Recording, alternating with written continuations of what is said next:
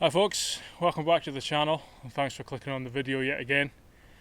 As you probably guessed from the title, I made it to Norway in the end. A very last minute passport collection in Glasgow, which was a little bit stressful, but once I got to the collection it was about 10 minutes and I was back out the door. So I was very relieved and very pleased that I didn't miss this trip, because it's ended up being incredibly important to my thought process, and it was actually a really good experience. It's been a bit quiet recently though, because I managed to pick up COVID whilst I was out there, so I've been recovering from that the last couple of weeks, and I've been struggling with a lot of anger and frustration once I came back to Scotland. And although what I saw in Norway wasn't really a surprise to me, it still really hit home when I saw a lot of it with my own eyes, and just coming back to Scotland and seeing the landscapes again, a lot of anger and frustration, and what can I do about this, and lack of progress and all these things. And between that and COVID, I haven't had the energy to put something out recently, but I'm here now. And as you can tell from the title again, that this is my comparison video, my thoughts video. It's not really a vlog. I didn't film a lot of the social elements in the evening. I respected the people that were there and just wanted to enjoy the experience, but I did take a lot of clips of what we were seeing, because I did want to show people examples of what I've been talking about for so long.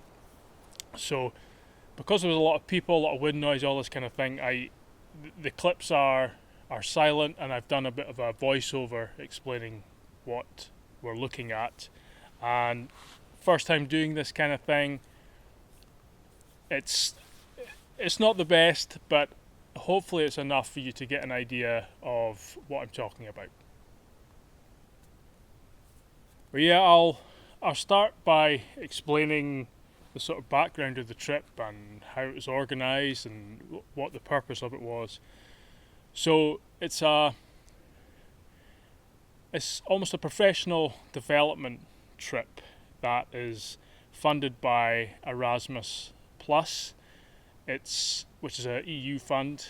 It's facilitated by the ArchNetwork, who are based in Scotland, and the trip is hosted by NINA, which is the Norwegian sort of Nature Research Institute, a bit like Scottish Natural Heritage, or Nature Scot as it's known now, back in Scotland.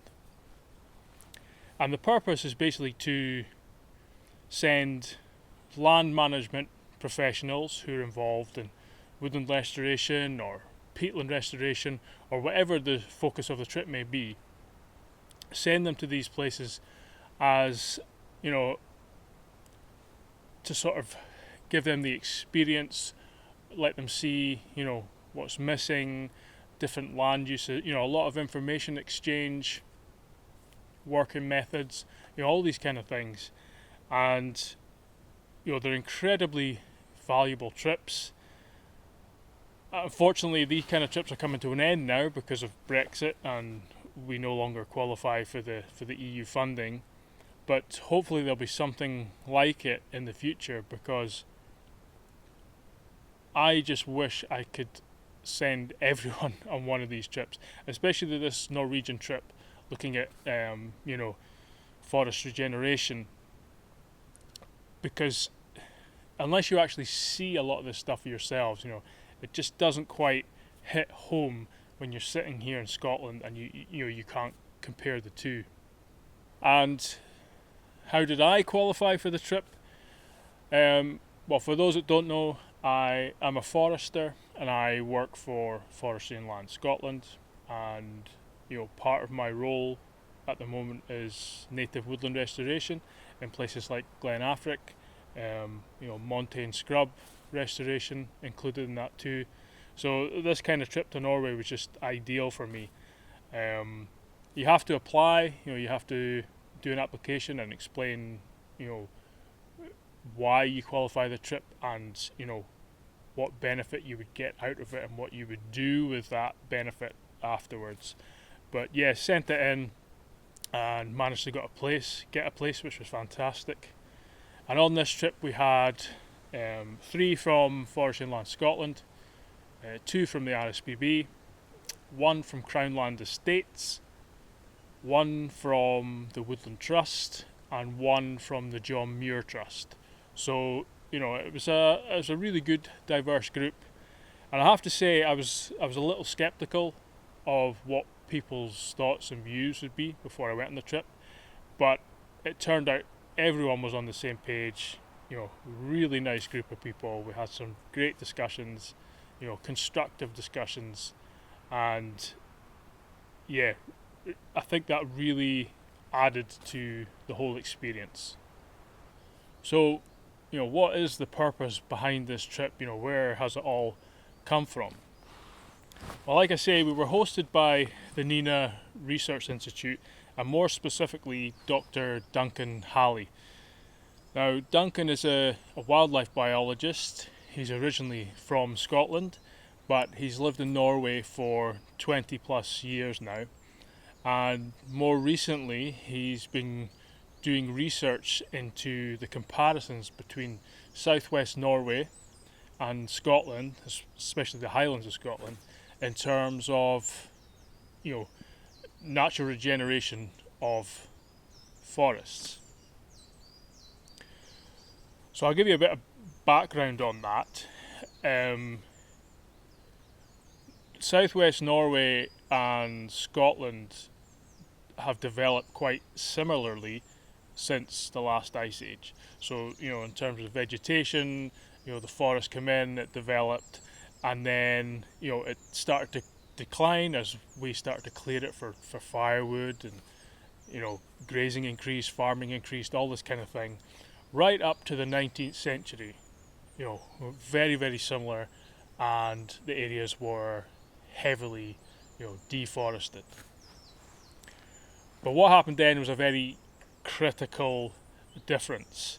So in southwest Norway there was a lot of sheep and goat farming. The grazing was incredibly high. One of the main sources of fuel in the area was actually peat, similar to Scotland. But there was then an opportunity for voluntary mass migration to America for Norwegians, and a lot of Norwegians basically just packed up their farm, took their livestock off the land and went to America. So almost overnight the grazing pressure plummeted, whereas in Scotland at the time we were going through the Highland clearances where people were forcibly removed off the land to bring more grazers in the form of sheep in on an already heavily deforested landscape. And that ended up with the land being owned in huge chunks by a very few amount of people. So at the same time the forest in Norway started to regenerate because the grazing pressure was no longer there, and in Scotland it got worse because of moving people off the land, putting sheep on the land, and very few people being in control of that land in Scotland. And that's made a huge difference right up to today. That's why Scotland looks the way it is, and that's why Norway, or southwest Norway, looks the way it does now.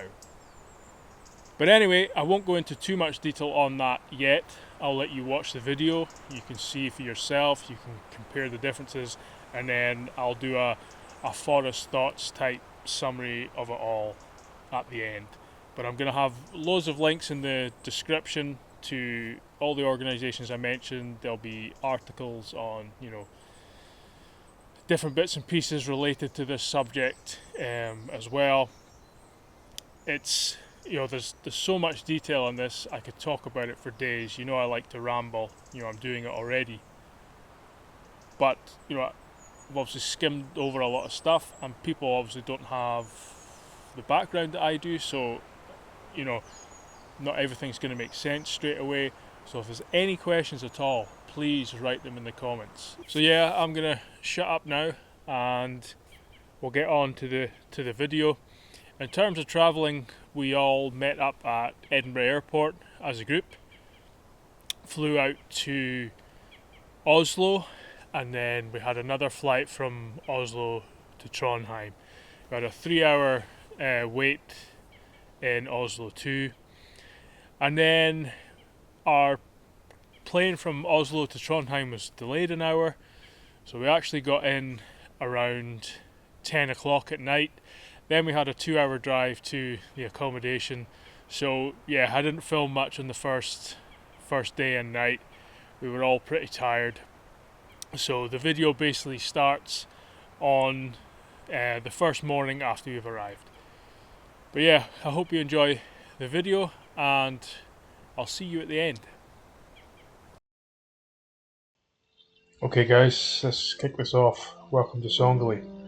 Like I say, we arrived quite late last night, very tired, it was raining heavily, couldn't really appreciate where we were, so I was keen to get out early morning to check out our surroundings. Definitely wasn't disappointed.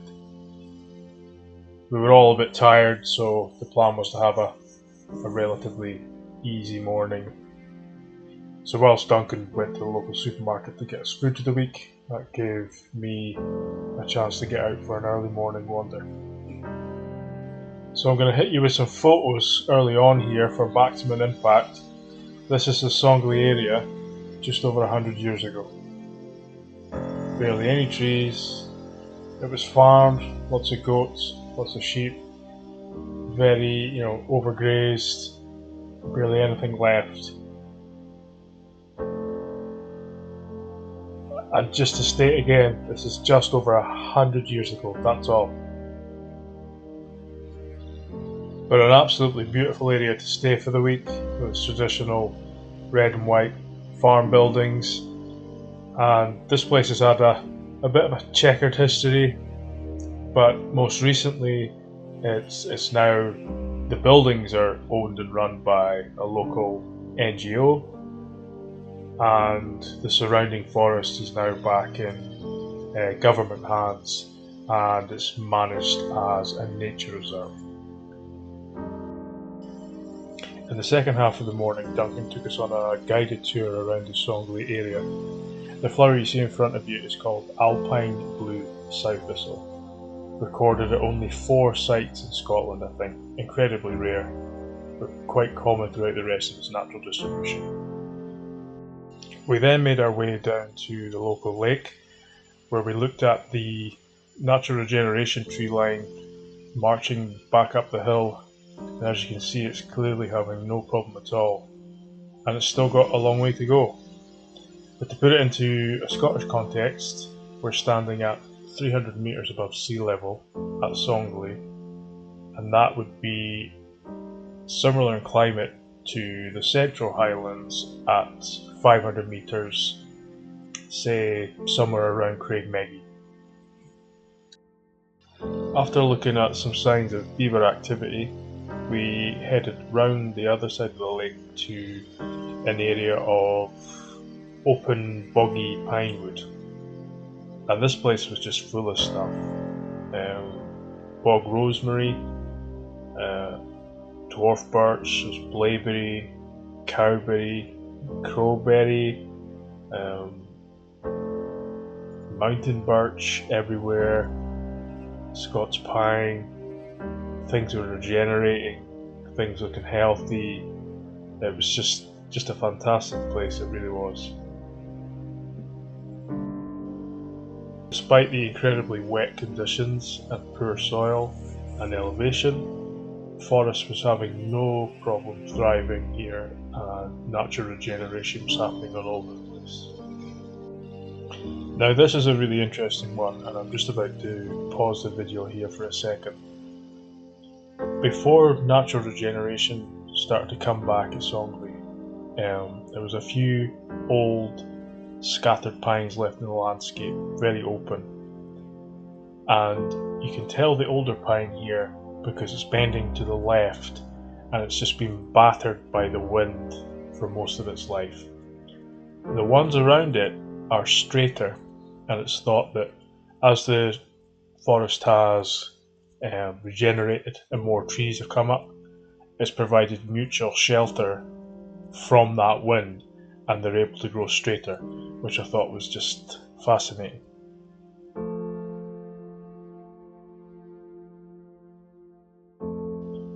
The weather and the rain started to pick up, so we decided to make our way back to the accommodation, which you can just see up on the hillside here. But we had a great walk through the pine bog woodland. We saw merlin, red shank and green shank, which was really nice. On our way back we checked out the local beaver lodge, which is just down from the accommodation. There is an active pair in this lodge this year, but they're not normally active at this time of the day. But it's interesting to see the impact they're having on the edges of the river here. You can see where they felled trees and regen is going back in. So after some lunch back at the accommodation and a chance to dry out a little bit, the weather did improve in the afternoon, so we decided to go and explore part of Grootdalen forest and the hills behind Songley itself. Now again, much of the area around Songley and through Grootdalen was almost completely deforested just 100 years ago. There were some pockets of old growth forest left, but the hills were largely treeless. And the area was actually managed very similarly to a large Scottish estate, which is unusual for Norway because the land ownership was normally a lot smaller than that. And again, to put this in a Scottish context, if the grazing pressure was significantly reduced, we would expect somewhere like Glenfeshie to look like this in just 100 years. Now we're getting to over 500, almost 600 metres now, and as you can see, the forest regeneration is doing really well. There's loads of stuff up here. Even the ground vegetation is very rich. And at this elevation in Scotland, much of this is completely missing. You're looking at bare hills with close cropped heather and a few grass species, and that's about it. And again, even though this is so much further ahead than Scotland is, this is still really early in woodland development. And this forest here has so much more potential and so much further to go, which just shows you how far behind Scotland actually is. This mushroom was almost twice the size of my hand, and it was sitting at 500 metres up on the side of this hill. And when's the last time you were able to say you saw something like that in Scotland? So by this point we've kind of made it to the highest point of our trip for the day, and we're just under 600 metres, and we're really getting an idea of the scale of the area and tree regeneration.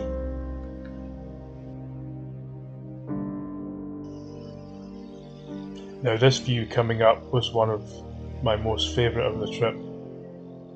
Remembering that this area was largely treeless just 100 years ago, to then see the amount of regeneration and the sheer scale of the forest, it really blew me away. Imagine if we got the grazing under control in Scotland, just how much progress we could actually make and how much more forest we could have. But again, we're almost at 600 metres, but the woodland is regenerating itself at this elevation easily. There's already so much going on. There's a carpet of dwarf birch, there's willows coming through, there's downy birch coming through, there's fungi, berry-bearing shrubs, lichen. There's so much, and it'll continue to develop. And there's no reason why there couldn't be a pine woodland right over this hill. 600 metres, I've now learned, is not that high and not impossible. But the grazing pressure is the key thing. As we made our way back down from the top of the hill, typically the sun finally came out and the rain stopped, so it was quite pleasant on the walk back to the accommodation. And we only dropped maybe 100 metres in elevation before we were back into this fairly well developed mixed woodland of pine, spruce, mountain birch and willows. But that was it for day one. A very good first day. Lots of discussion kind of setting up the rest of the week.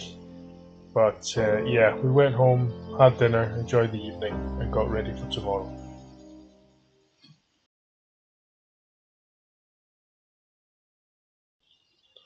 On the second day, we were up early, breakfast and packed because we were heading to an area called Trondheim. The plan was to hike about 16 or 17 kilometres in, stay at one of the mountain huts and then hike all the way back out the next day. Quick stop at Co-op for snacks. And then we were on our way proper to the start of the hike.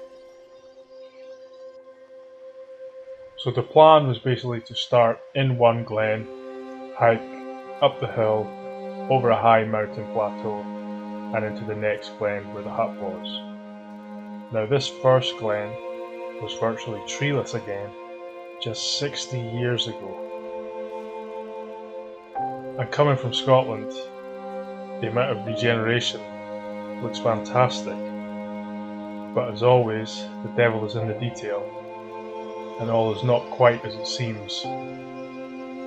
Duncan then told us that this glen is actually struggling regeneration wise because there's still quite a high number of sheep, and it's actually limiting the amount of natural regen that can take place, especially of birch. But to all of us, from what we were used to looking at back home, the place just looked absolutely amazing. Incredible views right from the start. And we're starting from about 500 metres here again, so we're already quite high up, higher than a lot of woodland we reach in Scotland. And you can see that the tree regeneration is quite patchy, and the area that we're walking through here, there's still bits and pieces going on, still trees, still the ground vegetation layer starting to develop, but yes, tree cover is still lacking. Now we're getting up to about 700 metres here, and you can see there's a carpet of blaeberry and dwarf birch developing even under the sustained grazing pressure. There's some mature birch that have either hung on or managed to get away past the grazing. And even though the sheep is holding it back, there's still just so much going on here. There's a carpet of dwarf cornel as well. You can see the small white flowers. Yeah, dwarf birch, blaeberry, cowberry, crowberry. There's ferns. It's so diverse. And yeah, this is 700 metres up. Now here we're starting to see a few of the montane willows creeping in as well, because we're high enough in altitude. And these are the same types of montane willows that we're planting at our montane planting site in Glen Affric, to hopefully try and mimic some of these habitats. And this habitat is known as the montane scrub zone, or sometimes the mountain birch zone. And as I mentioned earlier, it's almost completely missing from Scotland. And after crossing a couple of patches of snow further down, it wasn't long before we were up onto the higher plateau. The mountain you see in front of you there is Snota, and it just looks incredible from every angle. You can walk to the top of it obviously, but we didn't have time for that today.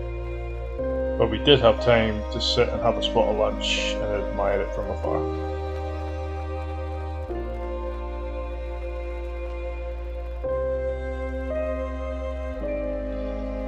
And as we carried on, we were now fully into the alpine zone, and the views really started to open up.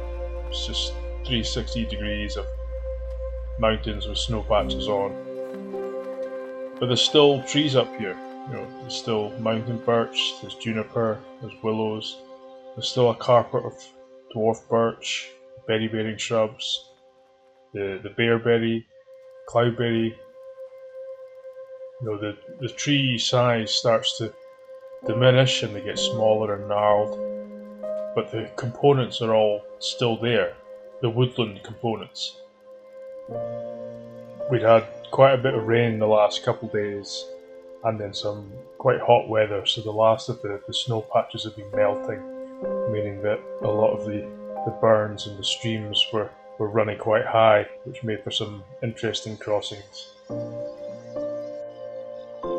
So again, we're still on the mountain plateau, and we're walking through a really nice patch of mountain birch woodland, and we're at about 900 metres here.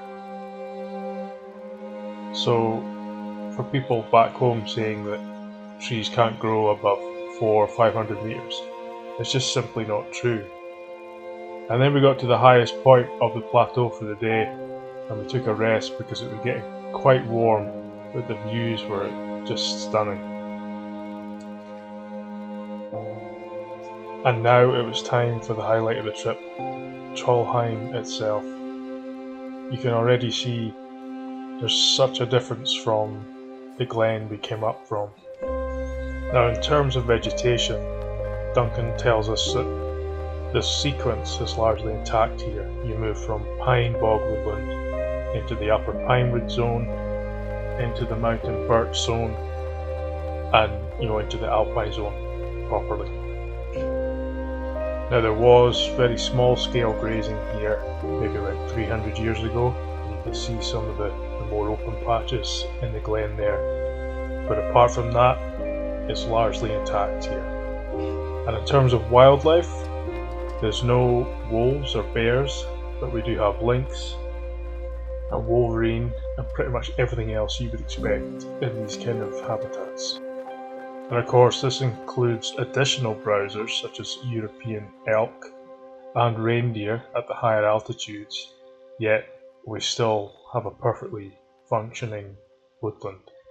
The key thing here is everything is still in balance, and although there's no apex predators, the system of hunting here fulfills that role and keeps everything sustainable. Now, even though we wanted to keep stopping and taking in these views and talking about what we were seeing, we were on a little bit of a schedule because we'd left late this morning and dinner was at 7 o'clock, so we had to get to the hut before 7. So this section was a little bit hurried, but we were going to have time the next day.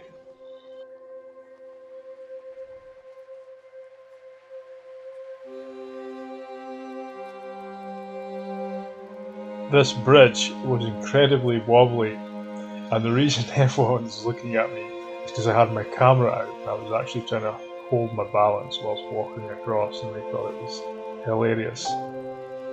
But I managed to make it to the other side without falling over in front of everyone, and then we were into the proper pinewood at the bottom of the glen. But like I say, we're still at 500 metres here, and this is a fully mature pinewood. And with just a kilometre to go, we made it to the hut just after 6 o'clock, so plenty of time to get cleaned up and changed for dinner. Now, when we were told it was a hut, we had no idea what we were actually walking into, and we couldn't believe what we came across out in the middle of the mountains and the forest here. Just a beautiful place. Now, I didn't film much in the evening, I just turned the camera off and enjoyed the time. I had some traditional Swedish food, 3-course meal, a good conversation. We can play some games outside and just took the time to appreciate where we were. This was the view from the hut of Snota, which was just incredible. Now, these huts are part of a network of over 3,000 huts across Norway, and the club that runs them has 100,000 members out of a total population of 5 million, which shows just how much the Norwegians in general appreciate the mountain forest hut culture. Now, despite sharing a room with 6 other people, I did sleep relatively well. and we woke up to this view and the weather being even sunnier and warmer than yesterday. But with that being said, I woke up not feeling great, and I'll talk a bit more about that later on. And if you know me at all, I'm not the biggest fan of people, and I'm not sociable at all, but there was just an incredible atmosphere at this hut in the morning, everyone getting ready for their hikes out, and it felt nice to experience that. But we had breakfast, we got packed up early and we're good to go, but just before I hit the trail I wanted to have a closer look at this traditional roof here. It's basically a layer of birch bark which provides the waterproofness, and then there's a layer of moss on top which provides the insulation. But I thought that was quite interesting. But then it was time to hit the trail again, and we were mostly following the same route back, with a couple of small diversions to look at some other bits and pieces, and a slightly different route on the plateau as well. Now, we'd only been walking for about half an hour, but already I was feeling incredibly tired and really struggling for energy. At the time I put it down to the hike in yesterday and the heat, but very quickly started to realise something else was going on throughout the morning. But with no real commitments time-wise throughout the day, we were able to walk at a much slower pace and really just appreciate where we were. This is probably one of the nicest places I've ever visited anywhere in the world, I think. It just has a real, I hate using the term, but a wilderness feel to it. Just a very special feeling in this place. And like I say, coming from Scotland, where we have absolutely nothing like this, but it felt even more special. Now, before we headed directly back up the hill, we took a slight detour out into the heart of the pine bog woodland. And we ended up having a fascinating in-depth discussion on land ownership in Norway, which I talked a little bit about before the video, and I'll talk more about at the end. But it really does make such a difference in these places. And I suppose what I really wanted to highlight with these next few clips is that it's one thing to put trees back on a landscape, but when you have a presence of woodland relatively undisturbed for a long period of time, it just adds a whole other level of richness to that habitat. Long-term relationships are maintained between plants and animals and fungi, and there's just so much going on, so much biodiversity. It really does make a difference, and it doesn't take long to clear a woodland, but it's almost impossible to get this back again once it's gone. A bit further on up the path, we managed to upset this adder quite a bit because it was basking in the sun on the path, and because it was so well camouflaged, we almost stood on it, which it wasn't very happy about, understandably.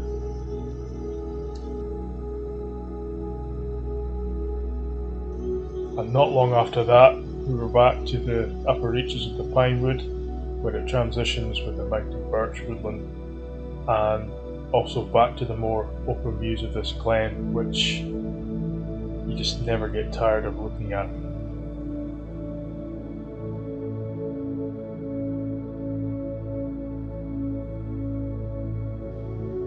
Now, as I mentioned earlier, there are herds of reindeer present in this area, and we found plenty of these antlers as we made our way back across the plateau.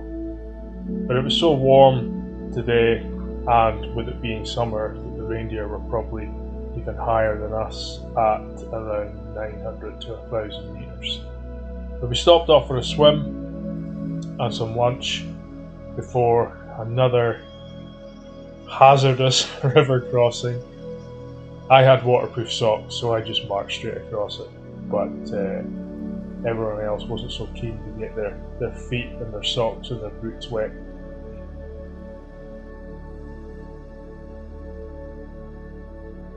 Now, you would never guess from the footage, but this is actually a couple of gyr or deer falcons, an adult and a juvenile. A first for me, and we got some amazing views through the binoculars, which was really nice. So we've now left the path that we came in on yesterday, and we basically picked a route to a point, and we were just tramping across open ground. I was feeling awful at this point, and I actually thought I was going to pass out a couple of times as we headed up to the summit. And somehow I made it, but I really didn't have much footage left of the hike, because at this point I just didn't care about filming. I just was concentrating on getting myself back to the vehicles.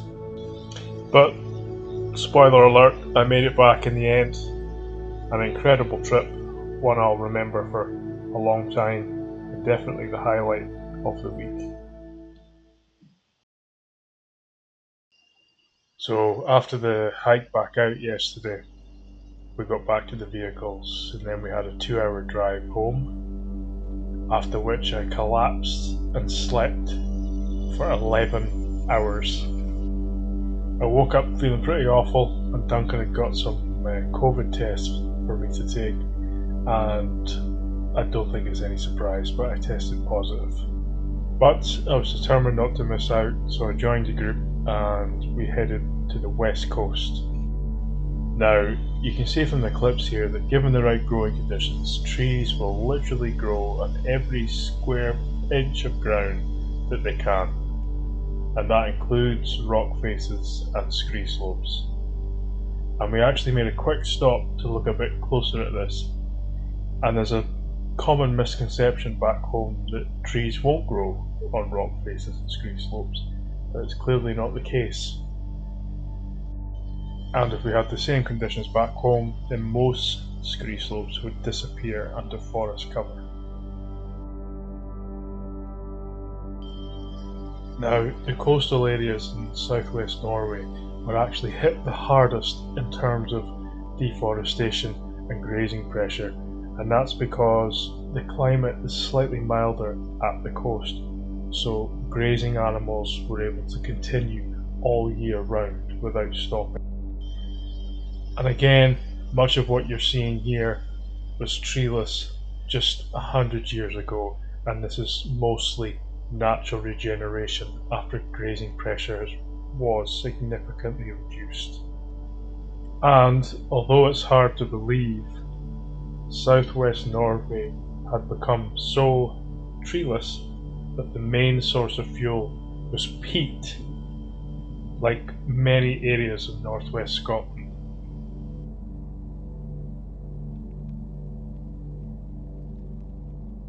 Now, again, to put the area we are travelling to into a Scottish context, you could compare it to areas like Assynt on the northwest mainland of Scotland, but also areas like Skye and the Western Isles like Harris and Lewis. And it's been proven that the climate's very similar here, the wind exposure, serious lack of soil that you can see here is pretty much bare rock. But again, given the right conditions in terms of the grazing pressure, the trees have absolutely no problem colonising these areas. And it's actually been shown that there's areas of southwest Norway where the wind is stronger and the rainfall higher than areas of west coast Scotland. So there's really no biological excuse not to have trees in these kind of areas back home. And just think how much more stunning areas like Assynt and Skye would be with significant forest cover restored. And now our biggest problem in these areas, apart from the social and cultural ones and land ownership, is seed source.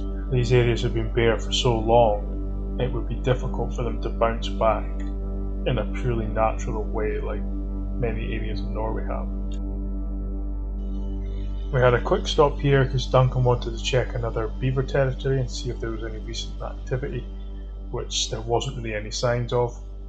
So we carried on to find our evening barbecue spot. Recorded. and what a spot it was, and it couldn't come too soon, to be honest. I was feeling pretty terrible again at this point in the day, and I really just needed to sit down and chill out. We brought a bag of charcoal with us, but there was already a fire pit and grill at this location, and there was also a large wooden picnic bench we could use too, which was really handy. Some people went for a swim, and then we just enjoyed a couple of hours of eating in the sun and enjoying the view. Some people were a bit chilly after swimming, so they enjoyed the warmth from the fire as well.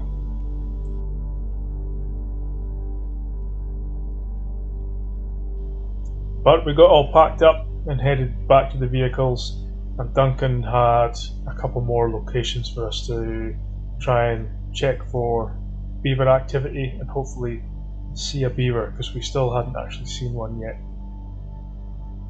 But with it being July and us being far enough north, these were actually the light conditions just before 10 o'clock in the evening, which is pretty incredible.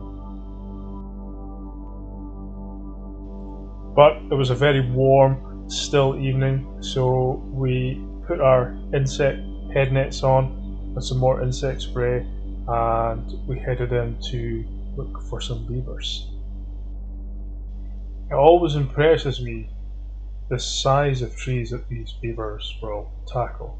Can you imagine taking down a tree that size with just your teeth? Just amazing.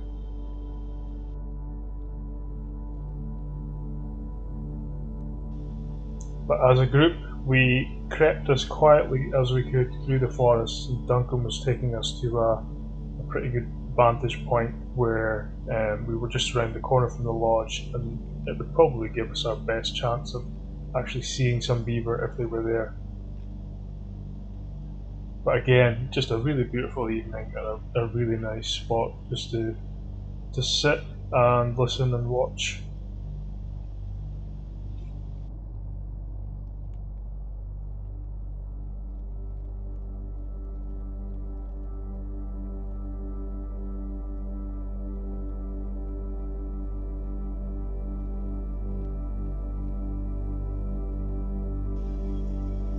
But again, unfortunately, we didn't see any beaver. We actually sat here for about 45 minutes, just in silence, just waiting, but yeah, no sign at all.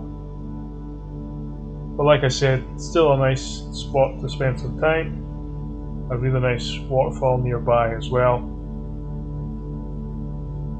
But we admitted defeat, and then we headed back to the cars, and it was time to head all the way back to the accommodation at Songley.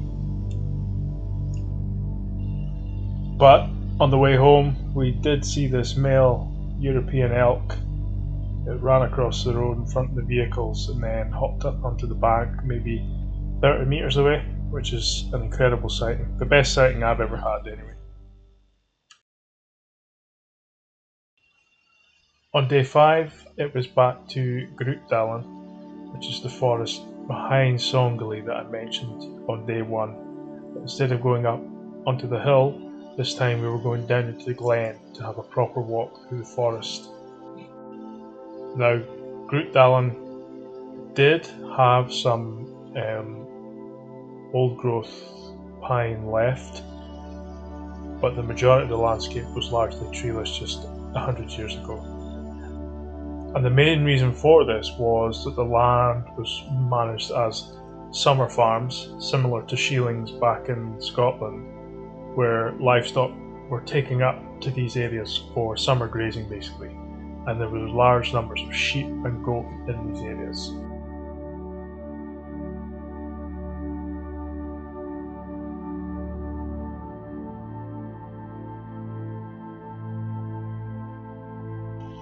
So as I mentioned previously, Grootdalen is now managed as nature forest by the government. There's no longer any grazing in this forest, and it's just being left to natural processes and naturally regenerate into the open areas and up to the tops of the hills. And again, it has a very different feel to, say, the forest we were in Trondheim, and it might not look like it from the clips, but there's a lot more moisture in this forest, there's a lot more Norway spruce in this forest compared to Trondheim. And some of the old growth areas, especially the spruce, they actually feel quite special in their own way. At this point we actually left the recognised trail and started to wander down to the valley bottom through some of that old growth spruce forest. And walking through these areas we've got old growth pine, Norway spruce, downy birch. There's some really big specimens of juniper too. And yeah, it just has that sort of untouched feel, that natural forest feel that is almost completely lacking back in Scotland. We then came across this huge standing dead Scots pine, and it had marks all over it that had been created by woodpeckers, and actually some large cavities that had been hollowed out as well. And Duncan told us this was actually black woodpecker, because these holes were about 3 times the size of my hand, because the black woodpecker is quite a large bird, about the size of a crow. Now this shot I really like because I don't feel like I'm in Norway so much as if I was in maybe Canada or Alaska, and I almost felt like a grizzly bear was just about to wander out into the clearing. But just another really beautiful area of forest, and I could have spent hours if not days exploring all the corners. There's just stuff going on everywhere, just interesting things to look at. But it was getting close to lunchtime, so we made our way to one of the local cabins for something to eat. Now there's thousands of cabins around Norway, and many of them are even free to stay in, especially the basic ones. This one was actually bookable, and Duncan thought it was probably about £20 a night, which is nothing when you consider where you are and what you actually get for your money. But unfortunately we didn't spend too much time here, as the weather came in and it started to rain pretty heavily, and this cabin was locked, so we couldn't even go inside for shelter. So we got our rain gear on and we started back on the 5 kilometres to the accommodation at Songli to complete the loop. Another really interesting and informative day, but we were all pretty tired at this point in the week. I was really struggling now, still dealing with COVID, so we were looking forward to a lazy late afternoon and a dinner of reindeer with all the trimmings. And maybe a whiskey or two.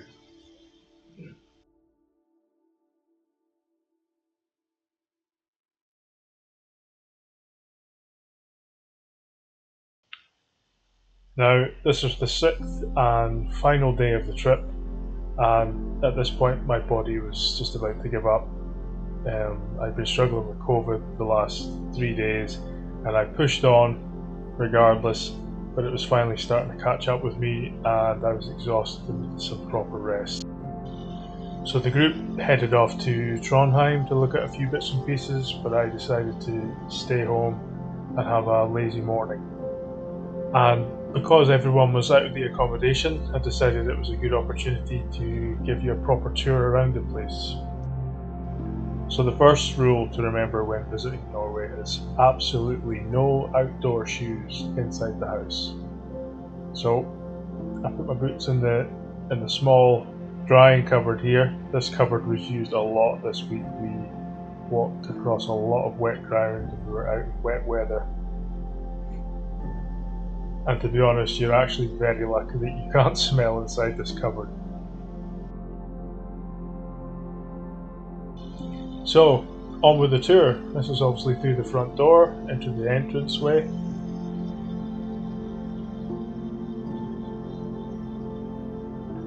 Got a rack for hanging all our jackets and outdoor gear. Behind this door is a small toilet, which I don't need to bother showing you. This was my room in here. We were all sharing rooms, 2 to a room, which was nice and cozy. Excuse the mess, but I was starting to get packed up to travel home. We've got a storage cupboard here. This is where a lot of the firewood was kept for the wood burner upstairs.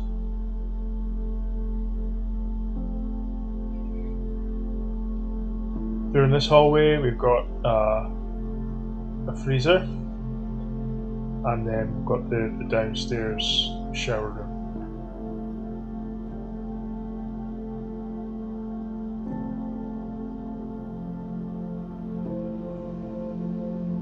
We've got a second bedroom at the end of the hallway. So in total there were 4 of us sleeping downstairs.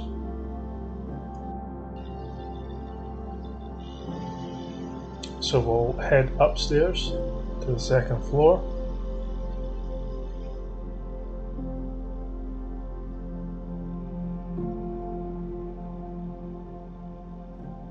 Some idiot waving in the mirror. And we've got another 2 bedrooms, 3 bedrooms actually. The women were in this bedroom. This was Duncan's room.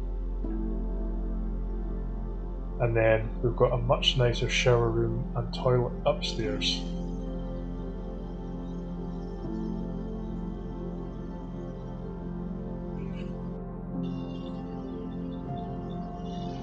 Duncan brought lots of great books for us to read in the evenings through the week.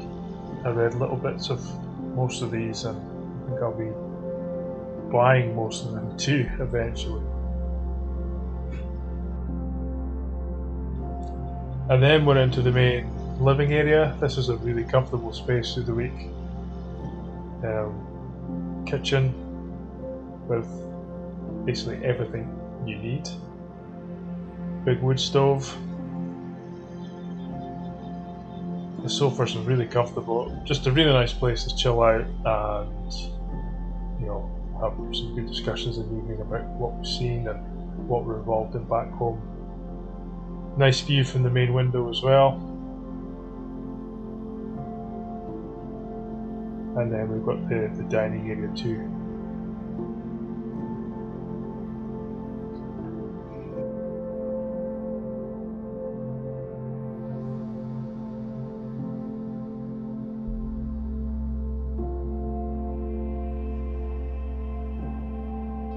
Now, I don't know what it is about the design of this house, but the upstairs managed to stay warm all the time. That was saying 20 degrees centigrade there. Now you could really feel the temperature difference between upstairs and downstairs, even when there was no heating on.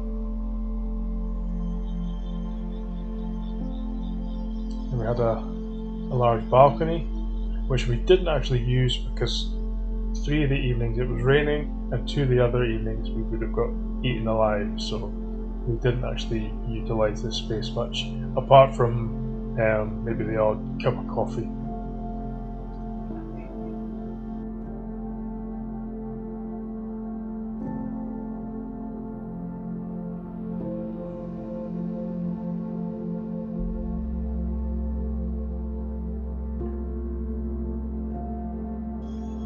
Now where we were, the phone signal wasn't great, but you managed to pick up some on this windowsill.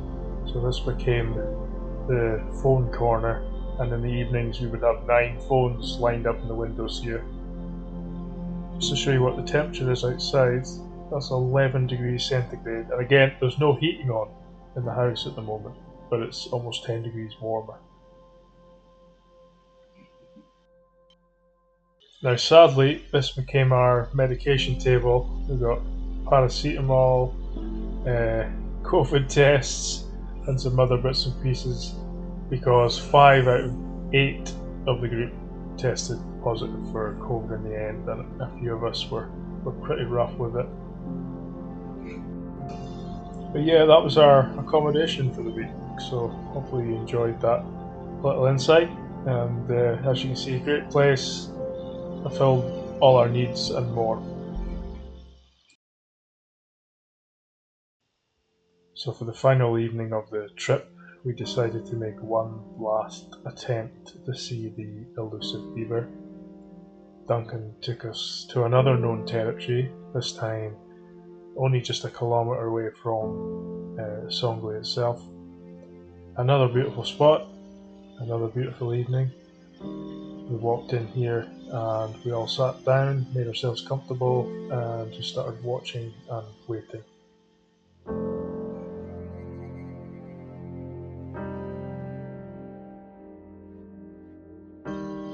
But it turned out that this lodge wasn't active this year either.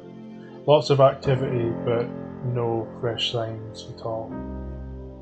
So our chances of seeing a beaver in Norway had come to an end. Even though there are thousands of beavers in Norway, we just did not have any luck this week at all.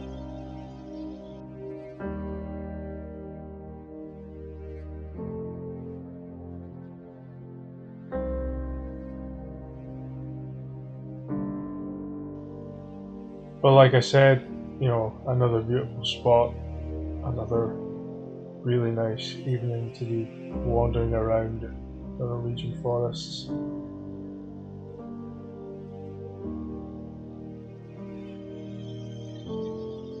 On our way back, I actually let the group walk off ahead, and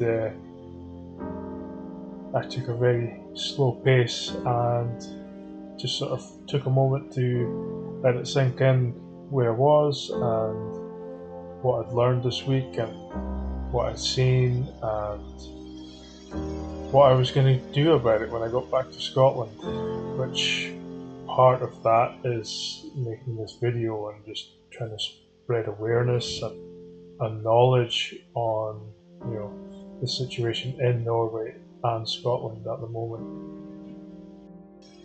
But if you stuck around this far, I really appreciate it. I hope you found it interesting. I hope you maybe learned a thing or two.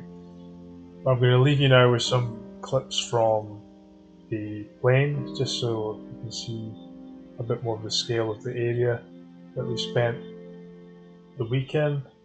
And yeah, if you stick around, I'll do a summary, I guess, of what I took from this week and what my approach is and what my thoughts are about the topic of landscape restoration going forward from this point.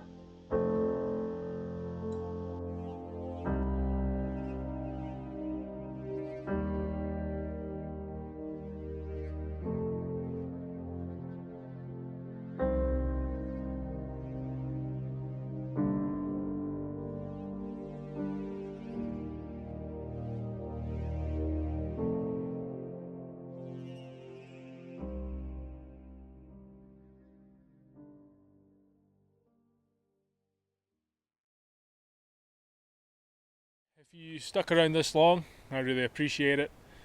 But that is South West Norway.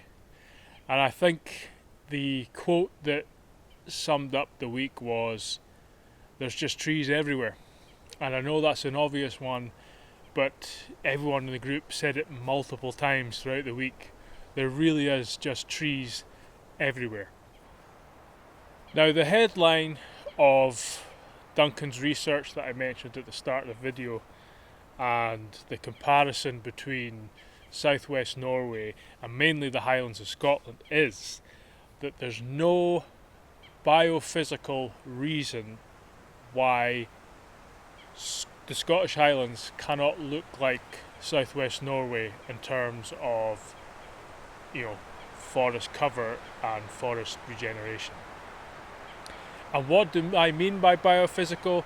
Well, I mean, soils, the underlying geology, wind, the overall climate, all of these reasons that South West Norway and Scottish Highlands are pretty much the same. And in fact, in Norway, it's actually windier and wetter in places too, and they still have no problems, growing trees. The big difference is, the cultural history that has led to today's land management and significant overgrazing remains in Scotland, whereas in Norway it doesn't. And you can see clearly the difference between the two countries. To put it into context, in Scotland today, 18% of the land is managed as grouse moor. Now, if you don't know what a grouse moor is, it's basically a large area of land that's kept free of trees and scrub, and heather is encouraged to grow in a monoculture so the estate can sustain unnaturally high numbers of red grouse for sport shooting purposes.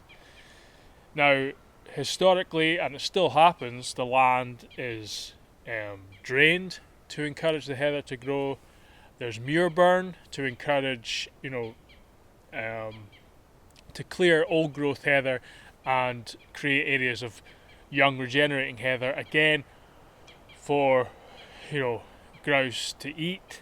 It's all managed for grouse, but it's incredibly damaging because it means the ground vegetation can't restore itself. Woodland isn't able to regenerate. Peat bog gets drained and that releases carbon. There's a whole range of issues why this form of land management is, I'm going to say criminal. And add to that, we've got large areas managed as deer estates. Again, deer are managed at unnaturally high levels for sport shooting. And then in other sensitive areas, especially in the North West Highlands, we have crofting and upland sheep grazing, which again contributes nothing to the food chain. It's so small scale, but at the same time it's having a significant negative impact on the natural habitats and the land in these areas. Now, when you actually take a step back and look at how much land in Scotland is managed that way, especially in the Highlands, I just can't believe it is allowed to continue. I really can't. I struggle to process that in my head. It's so widespread and obviously damaging, yet it continues, and the majority of people either don't mind it or they have no idea how damaging it actually is. And like I say, the national park is guilty of, they'll put photos on the social media of these bare hills covered in heather, and you even see patches of muir burn in the background. And this is the National Park Authority, and they're either completely ignorant to what they're posting, or they do know, but Scotland's unique selling point now has become this open and wild land, and no one wants to go against that because it's the harder route, it's the harder choice. And I've mentioned this before, I really struggle with it now. Like I'm able to look at Scotland's landscapes very objectively, and all I can see is widespread environmental damage, and I struggle to find any beauty in these landscapes now. But you almost can't blame people in general, because like I say, it's Scotland's advertised this way, and it's been like this way for so long that it's just programmed in. And even the people managing the land have forgotten, how the land should be managed, and what makes sense for the land and how it should look. But I suppose I should just reiterate, what the differences between here and Norway are. And, land ownership's a massive one. Here we have large tracts of land owned by very few people, and a lot of them are absentee landowners. They don't even live in Scotland. It's just an investment. They've got no personal connection to the land. Whereas in Norway, the land ownership is a lot smaller parcels. You actually have to be, as the landowner, you have to be registered, and your home address has to be on that land. So immediately you eliminate all the absentee ownership. So then you have to have the intention to manage that land. So you have to manage the forest. You manage the deer through the hunting rights. You've got a little bit of farming and sheep grazing too, but it can't be to a level that actually impacts negatively on the land. And there's a real sense of personal responsibility in Norway. People want to manage the land well, and it's almost a sense of competitiveness too. I want my deer to be bigger than yours. My forest is healthier than yours, and it pays off, because although there's still issues with Norway and large predators like bear and wolves, there's very low tolerance for them in some areas, but people are prepared to fulfill that role. So deer are managed very sustainably. Quotas for deer culls are set by basically local council, and people feed into that. People in Norway in general tend to trust the government and the decisions they make, whereas here it couldn't be more opposite. And all of that basically leads to the big difference of grazing pressure. That's what a lot of this stuff comes down to. We've just got too many deer, too many sheep on the land, and it prevents the forest from regenerating. It's as simple as that. But I don't want to be all negative. Things are starting to change in Scotland, very, very slowly, but they are changing. There's more interest in woodland regeneration and forest regeneration projects. People are starting to understand the need for forest, but it's such small scale, and a lot of the areas that this are happening in are already in areas that are maybe under some kind of forest, or there's maybe some kind of habitat interest, or it's been managing more sensitively. Take Forestry and Land Scotland for instance. We're kind of arguing amongst ourselves, should this bit be productive forest, should this bit be native forest, want to do the right thing. Other organisations like say RSPB, how best to manage their reserve, but it's still such a small area, whilst at the same time there's thousands of hectares out here being poorly managed for large estates,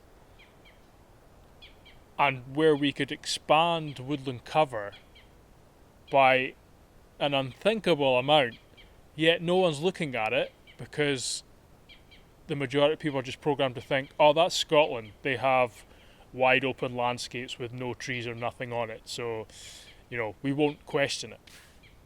And a lot of this progress is kind of under the umbrella of this rewilding label, and I really wish it wasn't. I think the term rewilding actually does more damage than good, because it alienates people.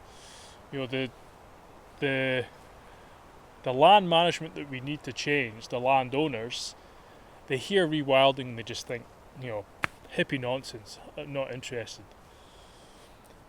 And then you get the other end of that people,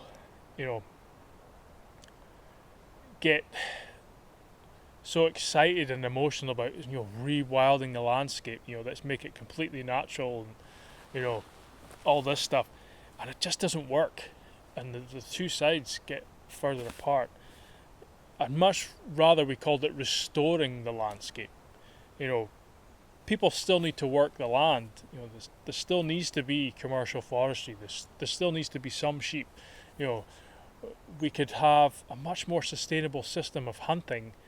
All these things for everyone.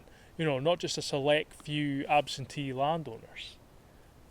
But yeah, I just don't like the term rewilding. I don't think it does anything for anyone.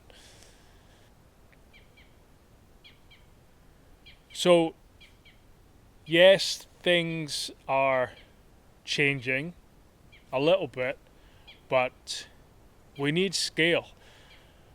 We're guilty of being very segregated when it comes to land use in Scotland. You have the peat bog here, you have the commercial forest here, you have the deer estate here, you have the grouse moor here, and we need to be more integrated.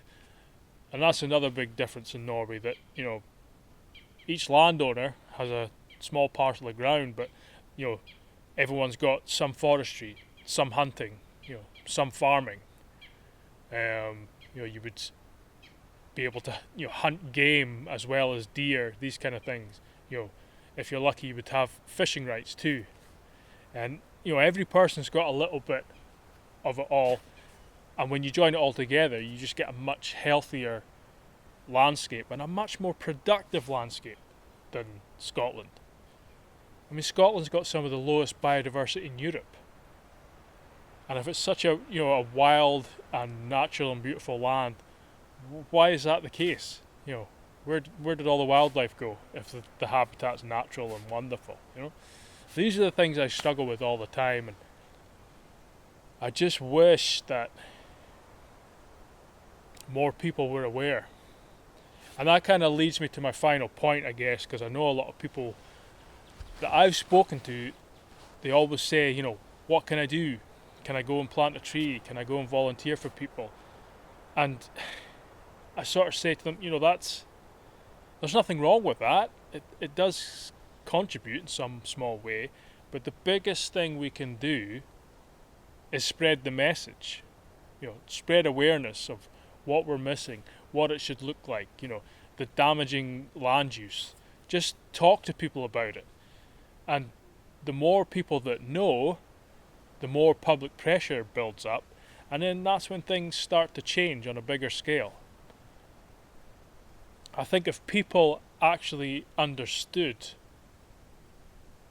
what was happening in Scotland's upland landscapes, and the mechanisms behind it, like really appreciated what was going on, there would be widespread outrage. And it's just trying to figure out how to get from here to that point, how best to spread the message. And I suppose that's a big part of my social media, this YouTube channel, Instagram. Yes, there's camping and there's fires and all this kind of thing, but ultimately I'm trying to spread the message that Scotland should not look like this, and our landscapes should be a lot more healthier than they are.